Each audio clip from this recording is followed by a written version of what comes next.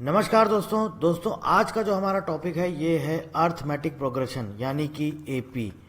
बहुत important chapter है, बहुत इंपॉर्टेंट चैप्टर है। आपके एग्जाम में क्वेश्चंस इस टॉपिक से पूछे जाते हैं, पूछे गए हैं, ठीक है। इसलिए बहुत ध्यान से पढ़िएगा। पूरा चैप्टर आपको बहुत अच्छे से कवर करा जाएगा, पूरा चैप्टर बहुत अच्छे से पढ़ाऊंगा और आप जब एग्जाम में आपके क्वेश्चन आएगा तो सारे के सारे क्वेश्चन आपसे बन जाएंगे, आपको किसी तरह की कोई समस्या नहीं आएगी। चलिए दोस्तों शुरू करते हैं।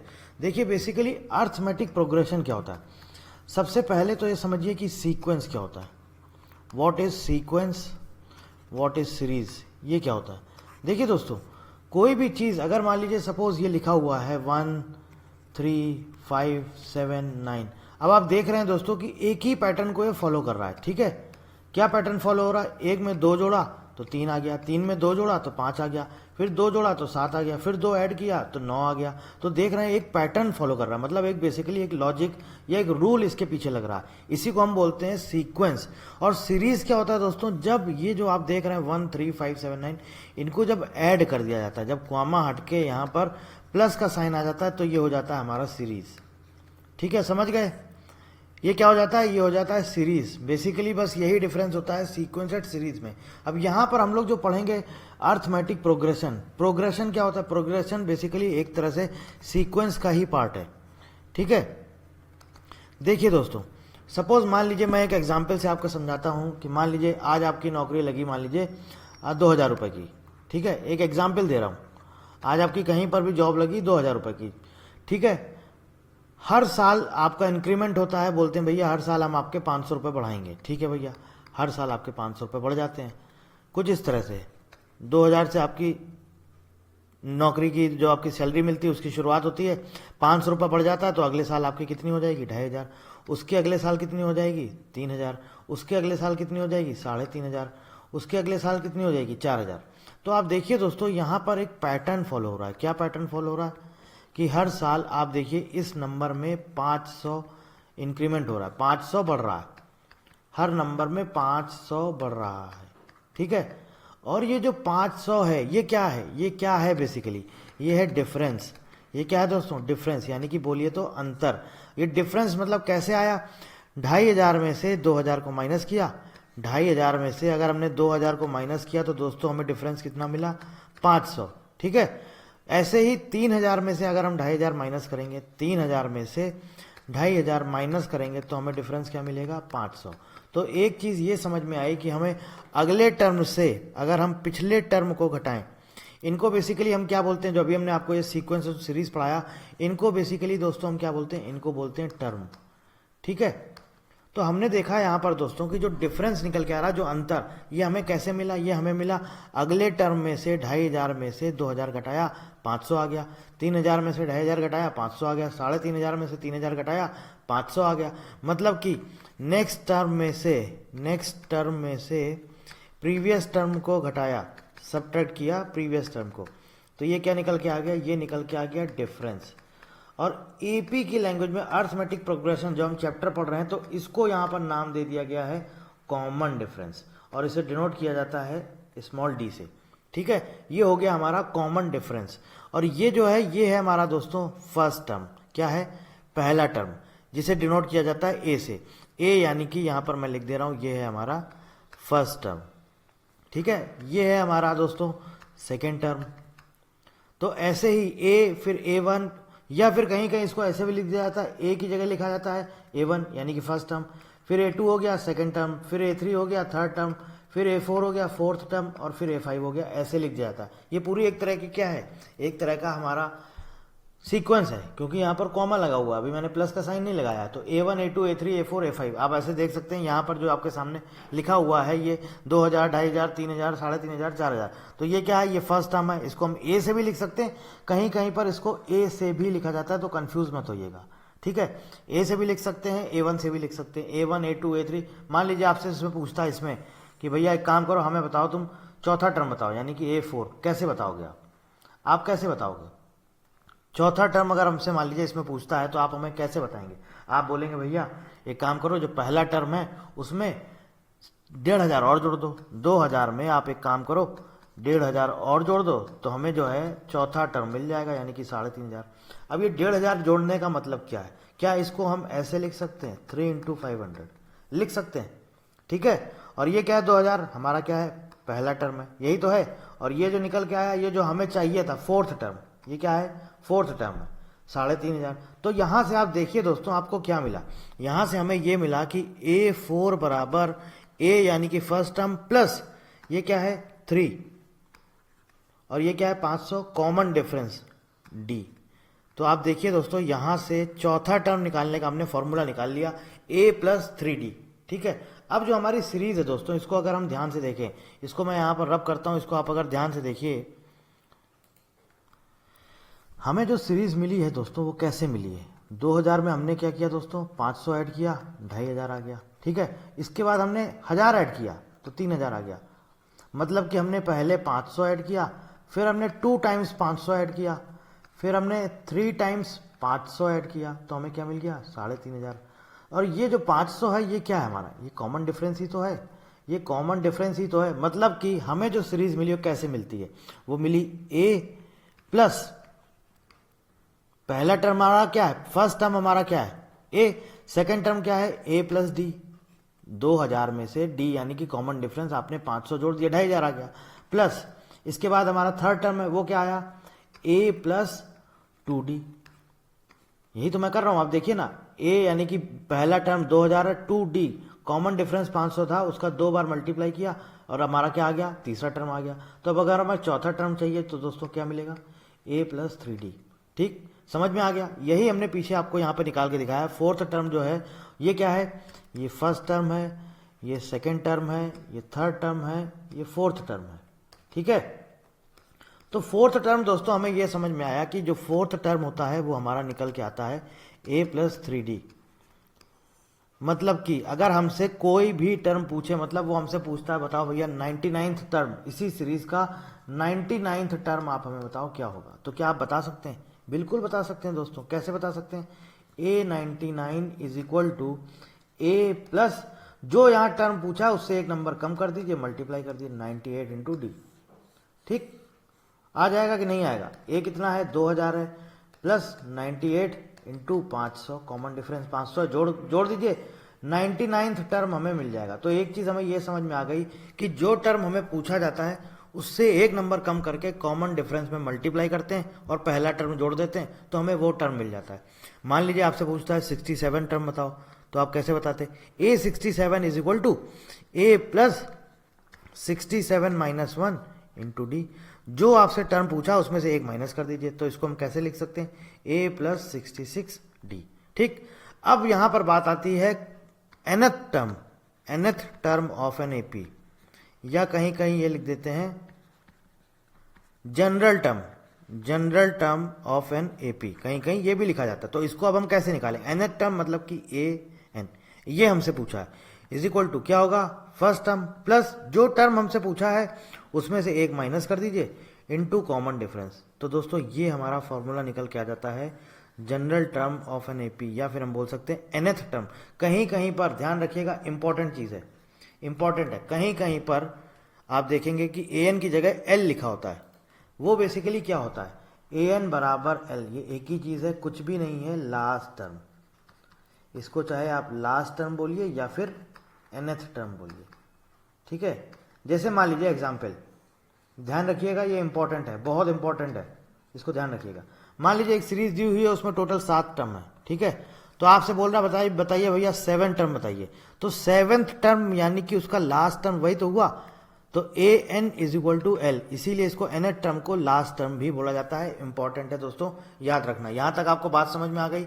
अब एक बार प्रॉपर इसकी डेफिनेशन देख ली। जो कुछ भी मैंने अभी आपको बताया वो पूरा का पूरा यहाँ पर इंग्लिश में लिख दिया गया और कुछ भी नहीं है। NCERT की बुक है, अगर आपके पास NCERT की बुक से प्रैक्टिस करिए क्वेश्चंस। क्लास 10th के AP के बहुत इंपॉर्टेंट चैप्टर है, बहुत मजेदार चैप्टर है। कोई बहुत सिर्फ कॉन्सेप्ट समझ, रटना नहीं, अगर रटोगे तो तुम फंस जाओगे। तुमको कॉन्सेप्ट समझ में आना चाहिए बस। कॉन्सेप्ट अगर तुम्हें क्लियर हो गए, एक एक बेसिक चीजें तुम्हारी क्लियर हो गई, कैसा भी क्वेश्चन आ जाए तुम सॉल्व कर लोगे। तो ये है हमारा सीक्वेंस। क्या होता है? An arrangement of numbers in a definite order according to the some rule is called a sequence. मैंने आपको बताया सीक्वेंस क्या होता है। सीरीज क्या होता है? इन्हीं सीक्वेंस को अगर ऐड कर दिया जाए तो उन्हें सीरीज बोल देते हैं, ठीक है। और यहां पे लिखा गया the various numbers occurring in a sequence are called its terms. तो ये जैसे लिखा हुआ एग्जांपल 1 2 3 4 5, ये क्या है? ये सीक्वेंस है। और ये इसमें 1 2 3 4 5 ये सब क्या है? इसमें टर्म्स है। और आप देख रहे हैं एक यहाँ पे रूल फॉलो हो रहा है। क्या फॉलो हो रहा है भैया? यहाँ पे एक ऐड हुआ, फिर एक ऐड हुआ, फिर एक ऐड हुआ, फिर एक ऐड हुआ। तो ये जो रूल फॉलो हो रहा है ये मतलब कि यहाँ पर ये क्या है? सीक्वेंस है। और जब ये कॉमा हट जाएगा कुछ, इसको इस तरह से लिख दिया जाएगा 1 + 2 + 3 + 4 + 5, तो ये बन जाएगा तुम्हारा सीरीज। क्या बन जाएगा? सीरीज, ठीक है। अब देखिए अर्थमेटिक प्रोग्रेशन क्या होता है। A P, an arithmetic progression is a list of numbers in which each term is obtained by adding a fixed number to the preceding term except the first term, ठीक है। मतलब हमें जो अगला नंबर चाहिए क्या करना होता है? हमको सिर्फ एक फिक्स टर्म जोड़ा जाता है, फिक्स नंबर, जिसे हम बोलते हैं common difference. This fixed number is called the common difference of the AP. Common difference मतलब एक चीज आपको याद रखनी है।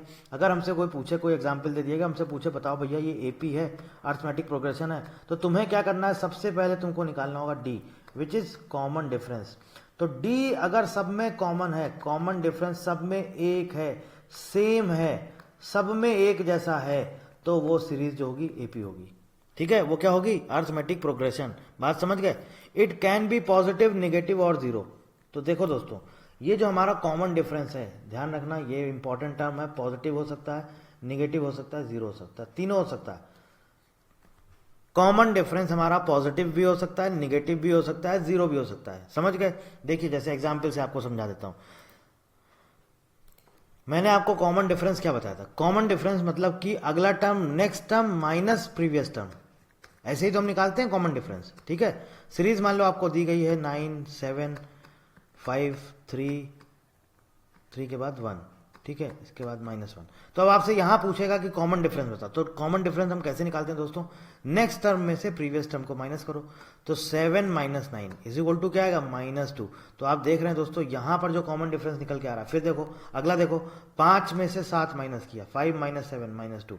तो ये जो कॉमन डिफरेंस निकल के आ रहा है ये यहाँ पर नेगेटिव आ रहा है। तो कॉमन डिफरेंस दोस्तों हमारा पॉजिटिव भी हो सकता है, नेगेटिव भी हो सकता है और जीरो भी हो सकता है। बहुत इंपॉर्टेंट चैप्टर और बहुत अच्छा चैप्टर और बहुत मजेदार है और कुछ भी डिफिकल्ट नहीं है, सिर्फ आपको कॉन्सेप्ट समझना है, ठीक है। समझ में आ गया? अब देखिए नीचे क्या कह रहा है।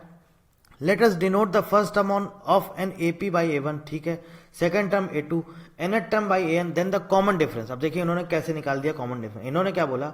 इन्होंने बोला कि भैया जो हमारा पहला टर्म है वो a1 है, सेकंड टर्म a2 है, इसके बाद थर्ड टर्म a3 है। तो हमारा कॉमन डिफरेंस मतलब कि next term minus previous term, ठीक है, और इसके बाद a3 - a2।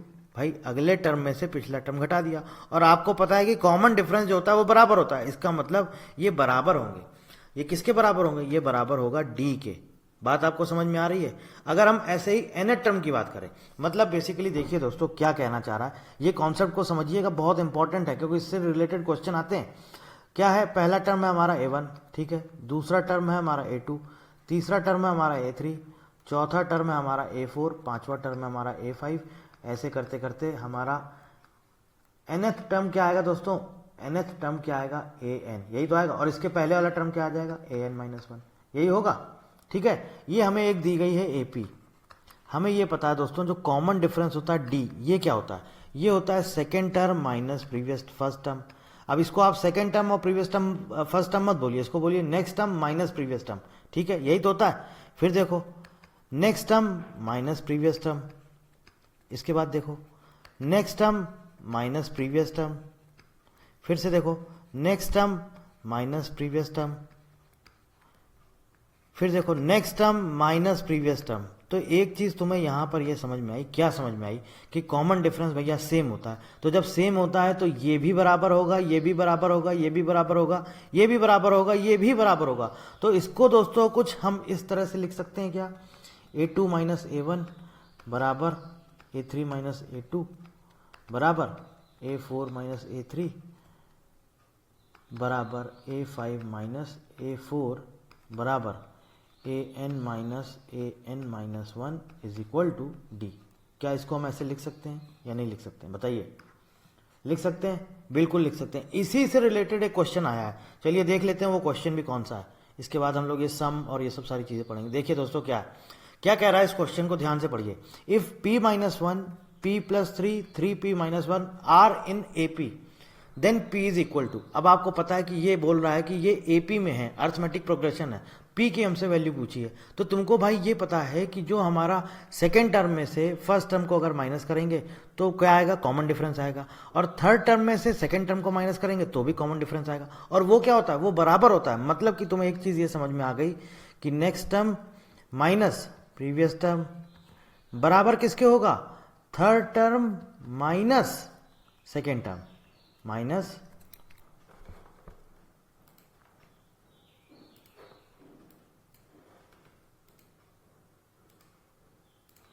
Three P minus one minus P plus three. हो जाएगा सॉल्व। ये क्या हो जाएगा, p से p कैंसिल हो जाएगा, ये आपका कितना बचेगा, 3 माइनस वन, ये आपका आ जाएगा 2, और इधर देखिए 3p minus one minus p, तो ये कितना हो जाएगा 2p, और ये माइनस का 3 हो जाएगा, ये माइनस वन प्लस 3, तो कितना हो जाएगा प्लस 2, 2 से 2 कैंसिल हो जाएगा, 2p बराबर 0 हो जाएगा, p बराबर 0।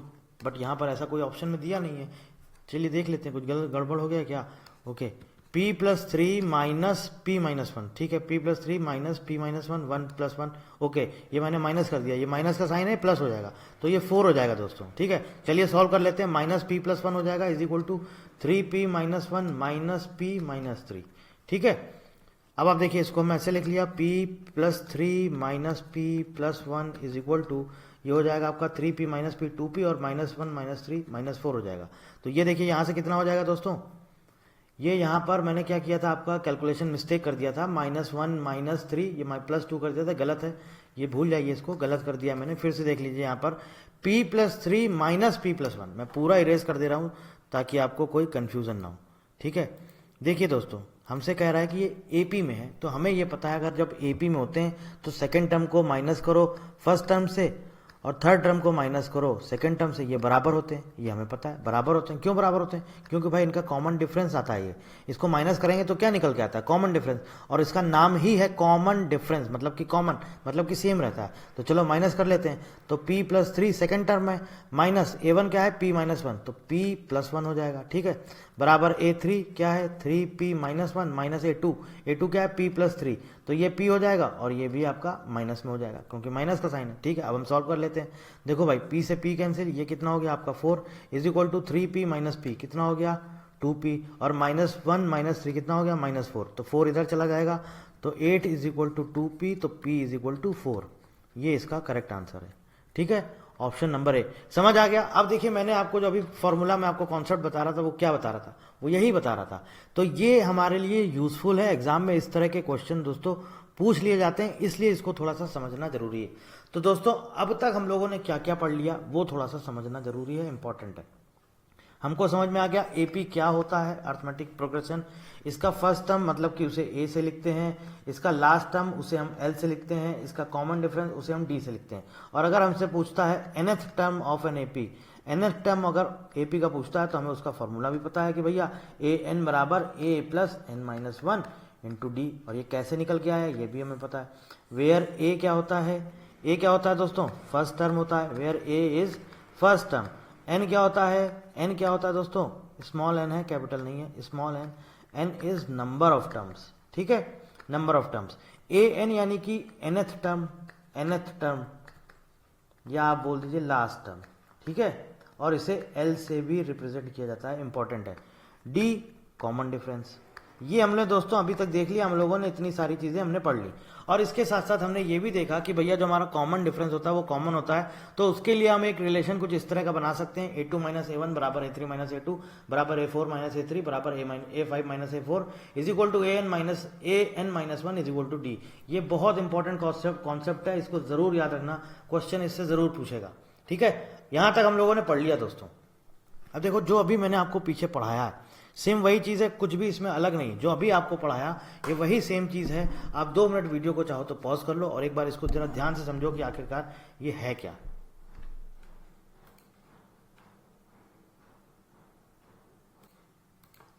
तो यहाँ तक तो दोस्तों आपको समझ में आ गया, जो कुछ भी अभी मैंने आपको पढ़ाया ये सारी चीज़ें आपको क्लियर हो गई। वही चीज़ यहाँ पर लिखी हुई है, nth टर्म बोलिए या फिर इसको जनरल टर्म बोलिए, एक ही चीज़ है। तो यहाँ पर जो मैंने आपको बताया उसकी पूरी एक डेफिनेशन लिखी हुई है। Let A1 A2 A3 be an AP whose first term is A1 is A and the common difference is D।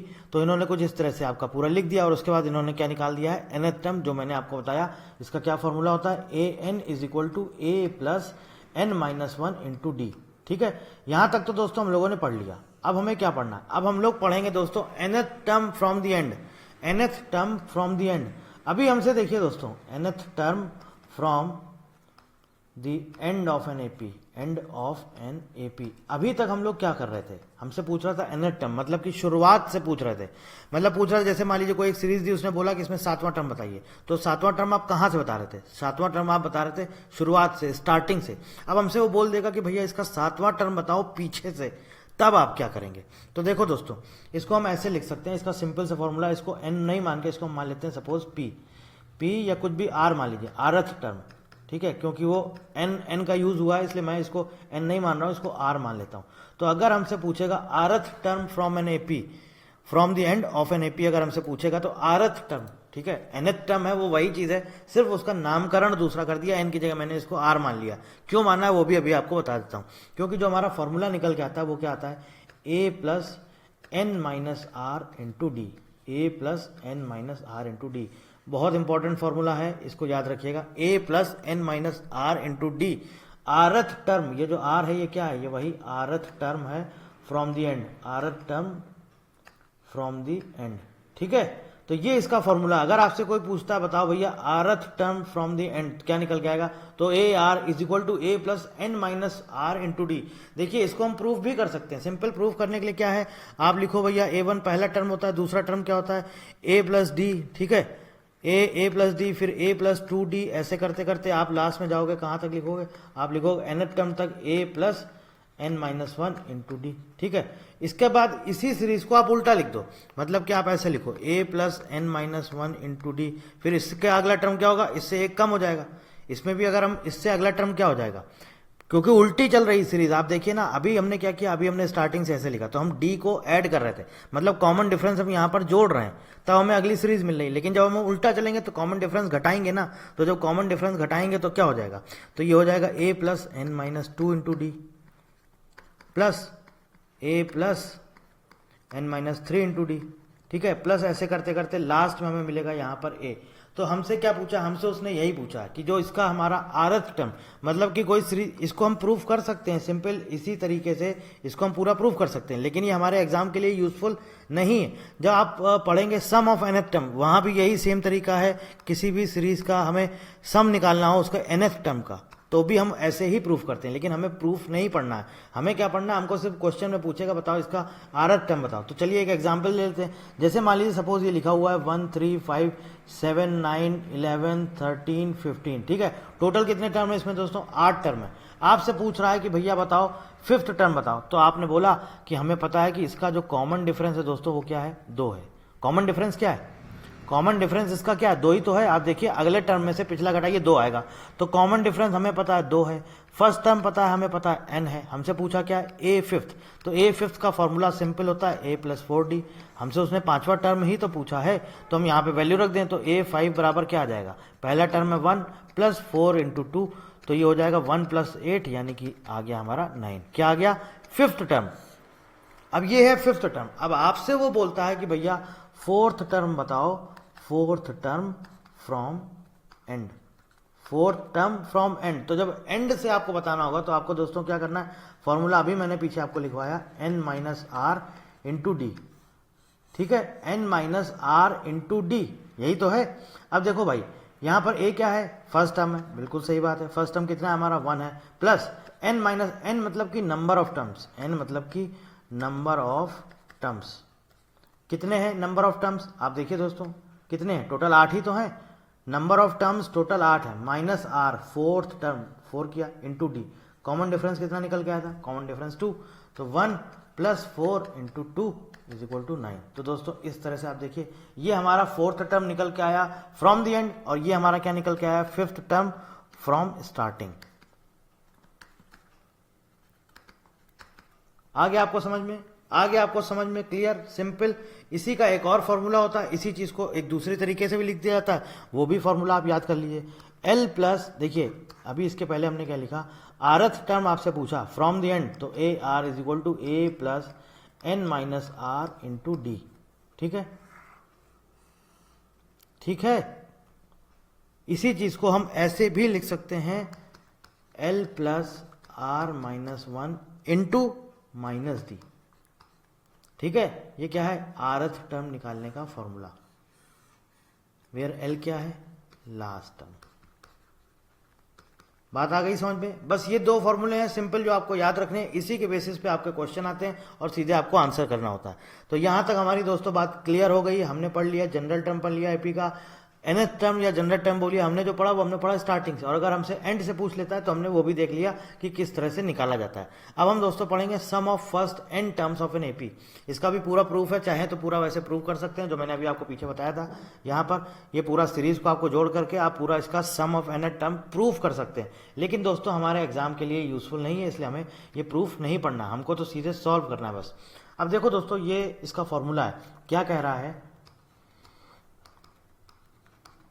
n by to 2a plus n minus one into D.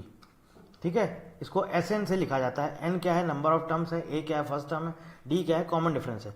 तो क्या दोस्तों इसे हम ऐसे नहीं लिख सकते, n by to a plus 2a को हमने दो बार a लिख दिया, लिख सकते हैं, बिल्कुल लिख सकते हैं, plus n minus one into D, लिख सकते हैं, बिल्कुल लिख सकते हैं। अब ये क्या निकल के आया, ये दोस्तों हमें पता है कि ये होता है हमारा nth टर्म। ये हमारा जो होता है ये क्या होता है, ये दोस्तों होता है nth टर्म, जिसे हम रिप्रेजेंट करते हैं ए एन से।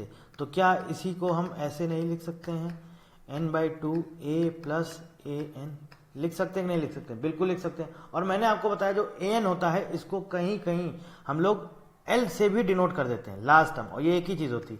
तो क्या दोस्तों इसे हम ऐसे नहीं लिख सकते हैं, लिख सकते हैं कि नहीं लिख सकते हैं, बताइए, लिख सकते हैं। तो ये तीन फॉर्मूले बेसिकली दोस्तों हमको याद करने हैं। एस एन बराबर n by two, two A plus N minus one into two d, S n बराबर n by two A plus A n where a n is nth term, S n बराबर n by two A plus l where l is last term.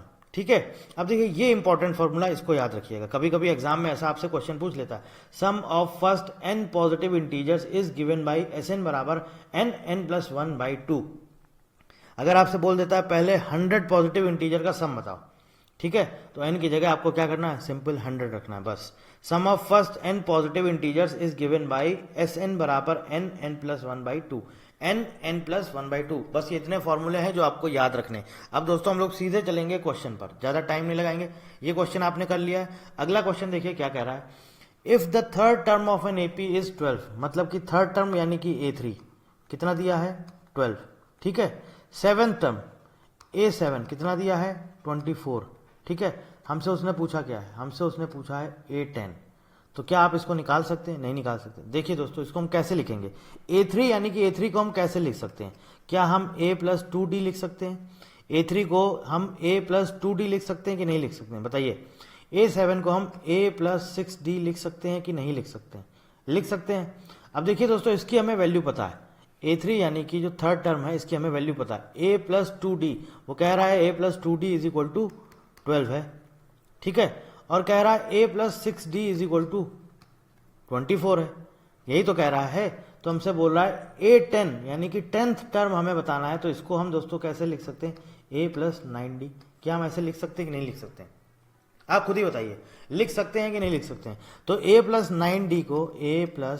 9d को हम अगर टुकड़ों में बांट दें तो हम क्या ऐसे लिख सकते हैं, a plus 6d plus 2d plus d, लिख सकते हैं कि नहीं लिख सकते हैं, बताइए आप दोस्तों। इसको अगर हम टुकड़ों में बांट दें, इसको हम स्प्लिट कर दें, तो ऐसे लिख सकते हैं कि नहीं लिख सकते, लिख सकते हैं। अब सिंपल हमसे सिर्फ यही पूछा है 10th टर्म बताना है। आपके पास एक इक्वेशन ये दी है a प्लस टू डी बराबर 12, एक यहाँ से दी है a प्लस सिक्स डी बराबर 24। दोनों इक्वेशन को सॉल्व कर लो यार, a प्लस टू डी बराबर 12, a प्लस सिक्स डी बराबर 24। ठीक है, पहली इक्वेशन में आप 2 से मल्टीप्लाई कर दो, 2 से मल्टीप्लाई की जगह आप 3 से मल्टीप्लाई कर दो। ठीक है, तो ये क्या हो जाएगा, 3a प्लस 6d बराबर 36, और यहां से क्या आ जाएगा आपका a प्लस 6d बराबर 24।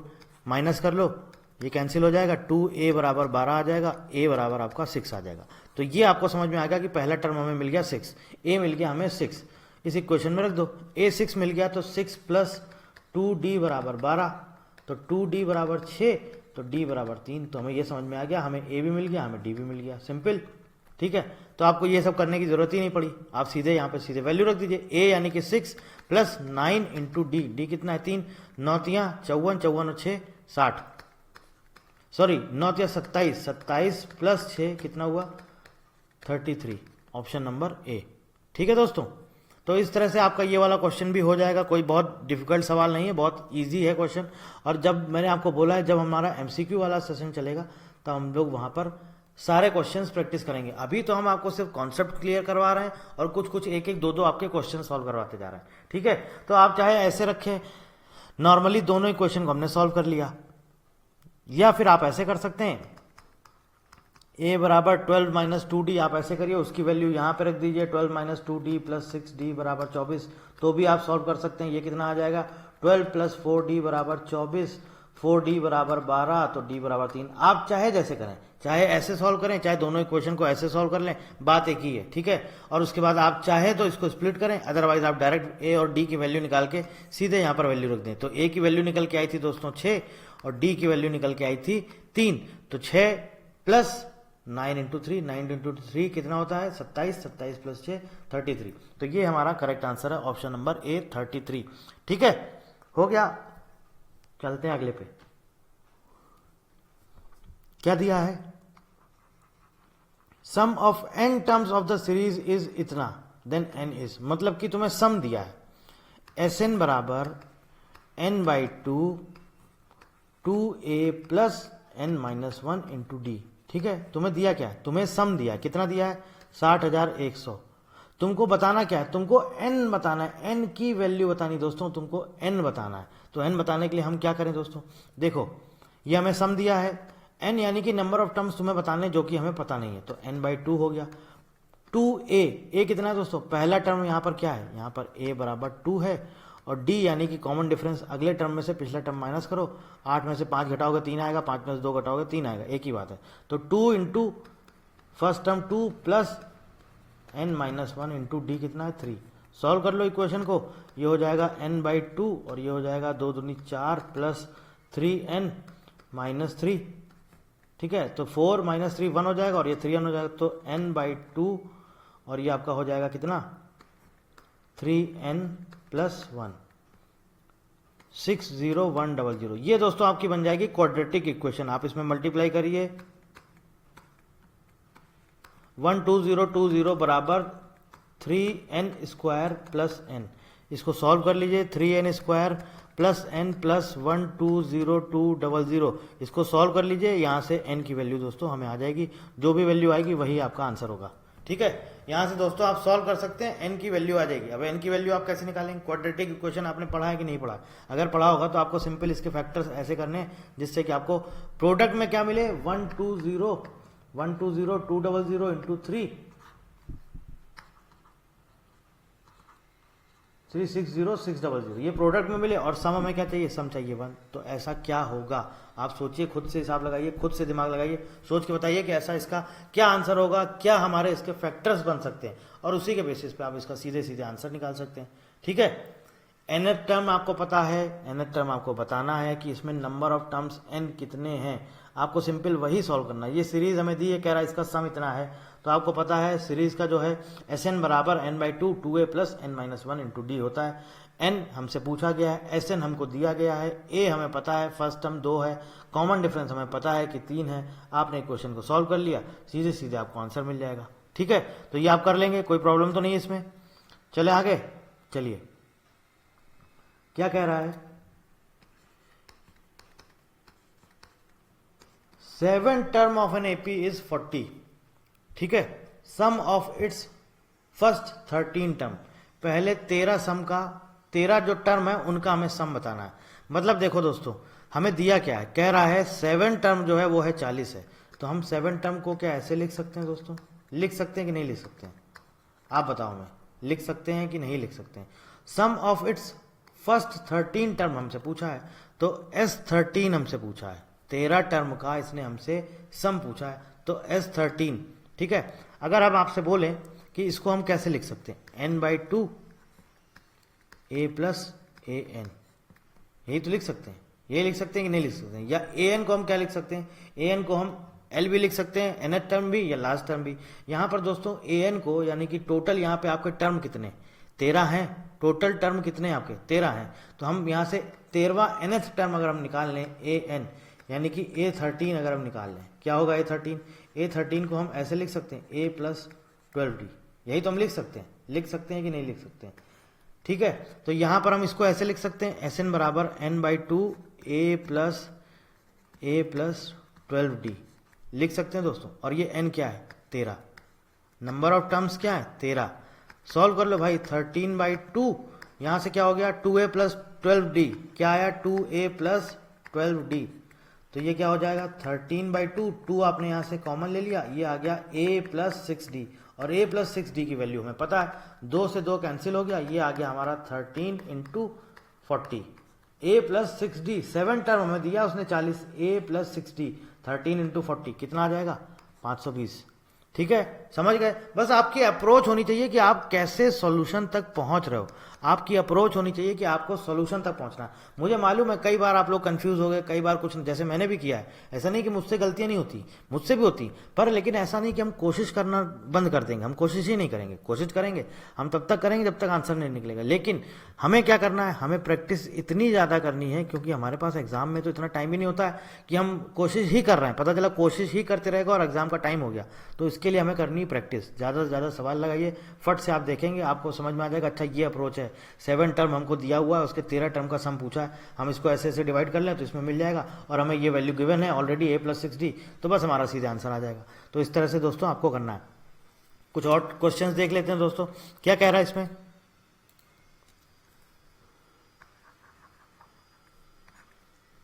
Common difference of an AP is -2, negative दिया है, फर्स्ट टर्म ए कितना दिया है 80, क्या कह रहा है find the sum if last term is 10, last term जो है वो हमें दिया है 10। ठीक है, अब आप एक चीज यहां पर देखिए, यहां पर हमें ये नहीं बताया है उसने कि कितने टर्म है, उसने हमें ये नहीं बताया है कि कितने टर्म है। तो एक बार चलिए सॉल्व करके देख लेते हैं। देखिए ये हमें क्या दिया है फर्स्ट टर्म, इसने दिया है लास्ट टर्म की भी हमें वैल्यू पता है, कॉमन डिफरेंस भी हमें पता है, तो हमने आपको एक फॉर्मूला बताया था सम वाला, क्या बताया था n/2 a प्लस एल, यही तो बताया था, यही बताया था ना। ठीक है, अब देखिए दोस्तों क्या कह रहा है, सम उसने हमसे पूछा है, नंबर ऑफ टर्म्स दोस्तों क्या हमको पता है, नहीं पता है।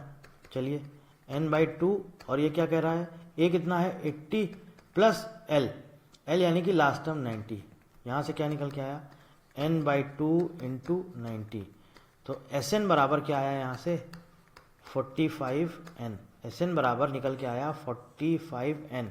ठीक है, अब देखिए दोस्तों हमें क्या करना है, हमको यहाँ पे पता लगाना है कि हमें पहला टर्म पता है क्या होता है, ए फर्स्ट टर्म हमें दिया है 80, अगला टर्म कह रहा है कि AP इज -2, कॉमन डिफरेंस है -2 यानी कि क्या होगा 78, फिर इसके बाद क्या होगा 76, इसके बाद क्या होगा 74, यही तो होगा ना। तो आप देखिए दोस्तों a प्लस डी, ए कितना है 80 प्लस डी कितना है -2, 80 - 2 कितना होगा 78, यही तो होगा ना। इस तरह से हमारी पूरी सीरीज निकल के आएगी। तो आप अगर इसको हम देखें, हमारा जो nth टर्म है, nth टर्म जो होगा दोस्तों वो क्या होगा an बराबर a प्लस n-1 × d, और nth टर्म जो है वो हमें पता नहीं है, पता है कि नहीं पता है, हमें बोल रहा है लास्ट टर्म जो है दोस्तों वो 10 है, तो यहां पर जो nth टर्म है यही तो लास्ट टर्म है, इसकी वैल्यू हमें गिवन है कितनी है 10, 10 बराबर a यानी कि 80 प्लस n-1 × d, और d यहां से कितना है दोस्तों -2, सॉल्व कर लो, यहां से आपको n की वैल्यू मिल जाएगी, उस n को यहां पर लिख दो, समेशन आ जाएगा। तो क्या है कि देखो 10 बराबर 80 प्लस ये कितना हो जाएगा दोस्तों -2n और ये माइनस माइनस प्लस हो जाएगा, तो ये हो गया 80 और 2 82, और उस तरफ जाएगा तो माइनस में हो जाएगा, तो 82 10 में से माइनस गया, कितना हो गया -72 बराबर -2n, यही तो होगा। ठीक है, सॉल्व कर लीजिए दोस्तों, कितना आ गया n बराबर 36, तो 36 × 45, 45 × 36, सॉल्व कर लीजिए कितना होगा 6 पंचे 30, 6 चौको 24 और 3 70, 270, और ये 45 से 90 135, 1620, ऑप्शन नंबर बी। ठीक है, मैं उम्मीद करता हूं कि आपका जो एपी वाला चैप्टर है दोस्तों, अर्थमेटिक प्रोग्रेशन, ये आपका पूरा चैप्टर अब फिनिश होता है, यहाँ पर खत्म होता है, दी एंड। मैं उम्मीद करता हूं कि ये चैप्टर आपको पूरा अच्छे से समझ में आया होगा। ये जो 3 क्वेश्चन मैंने आपको यहाँ पर छोड़े हुए हैं, ये आपका होमवर्क है, ये आपको करने हैं खुद से। देखो दोस्तों, गलतियां हमसे होंगी, बिल्कुल होंगी। मैं भी, देखिए आप देख रहे हैं ना, कैलकुलेशन मिस्टेक हो रहा है, कुछ ना कुछ हो रहा है, गलतियां हमसे होंगी, मिस्टेक्स होंगी, लेकिन हमें दोस्तों कोशिश नहीं छोड़नी, हमें कोशिश करनी है, और सबसे बड़ी चीज़ है हमें प्रैक्टिस करनी है। ठीक है, मैंने आपको बोल दिया है, एनसीईआरटी की क्लास 10th की आप मैथ्स की बुक ले लीजिए, कोई भी पब्लिकेशन हो, किसी भी राइटर का हो, कोई भी ऑथर हो, आप एनसीईआरटी की, नहीं तो सीबीएसई बोर्ड जो एनसीईआरटी जो टेक्स्ट बुक आती हैं, आप वो ले लीजिए क्लास 10th का, आप उसको लगाइए, सॉल्व करिए। जितने क्वेश्चन आप सॉल्व करेंगे उतने ही आपके लिए बेनिफिशियल होगा। और कोई समस्या आती तो दोस्तों आप हमसे पूछ सकते हैं, नंबर ऊपर आपको हमारा दिया गया है। कोशिश करिए कि ज़्यादा से ज़्यादा प्रैक्टिस करिए। तो दोस्तों यहाँ पर हमारा अर्थमेटिक प्रोग्रेशन वाला चैप्टर कंप्लीट होता है। देखिए हमें क्या करना, मैंने आपको बोला, हमें बहुत डीप में, बहुत डिटेल में नहीं पढ़ना है कि एक एक चीज़ का प्रूफ पढ़ना है। हमें तो बस कैसे करके हमारी क्या अप्रोच रहे जिससे हम क्वेश्चन के सॉल्यूशन तक पहुंच जाएं, हम उसका आंसर निकाल लें। बस हमारी क्या अप्रोच रहनी चाहिए। अप्रोच के लिए, सही अप्रोच के लिए हमको उसके चैप्टर के सारे कॉन्सेप्ट्स बहुत अच्छे से आने चाहिए। तो अगर हम कॉन्सेप्ट्स अच्छे से आ रहे होंगे, जैसे आपने देखा मैंने कौन सी चीज़ कहाँ पर लगाई, कैसे क्या किया, कि हमारे एक एक आंसर निकलते चले गए। ठीक है, सिर्फ क्या है कि हमको अप्रोच अपनी सही रखनी है और हमें देखना है कहाँ पे क्या कॉन्सेप्ट काम कर रहा है। वो कॉन्सेप्ट अगर आप अच्छे से यूज़ कर लेंगे दोस्तों, तो आपको कोई भी दिक्कत नहीं आएगी। बस ये है कि आपको सारे कॉन्सेप्ट अच्छे से आने चाहिए। तो इसी के साथ दोस्तों अपना ये वाला चैप्टर भी फिनिश होता है, अर्थमेटिक प्रोग्रेशन। कोई क्वेरी है, कुछ भी है, तो दोस्तों आप पूछ सकते हैं, नंबर आपके सामने स्क्रीन पर है। So thank you very much and thank you for watching.